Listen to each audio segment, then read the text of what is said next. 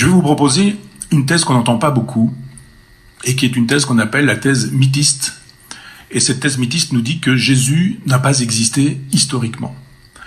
Jésus existe, bien sûr, mais comme un concept, exactement de la même manière que Madame Bovary ou le Père Noël. La généalogie de Jésus, elle nous est donnée dans l'évangile de Matthieu, et on nous dit que Jésus descend en droite ligne de David et Abraham sur 3 fois 14 générations. Donc, on vous donne la clé de l'énigme. On vous dit très précisément que la vérité du Nouveau Testament, elle est dans l'Ancien Testament. De sorte que la vérité de l'Ancien Testament se trouve aussi dans le Nouveau Testament. C'est un mouvement d'aller et de retour.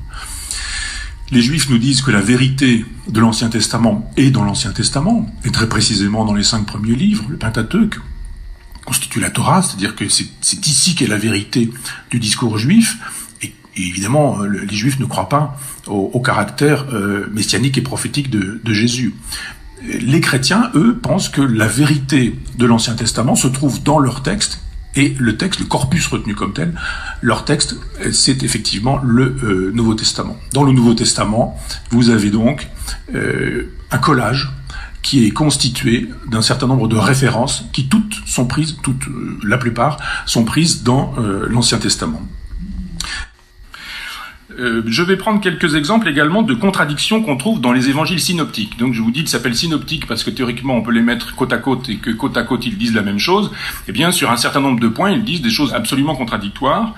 Et je vais prendre l'exemple du titulus. Je vous disais tout à l'heure que le titulus c'était ce texte que vous avez vu en allant à l'église jadis ou récemment et qui au-dessus de la tête de Jésus racontait un certain nombre d'informations.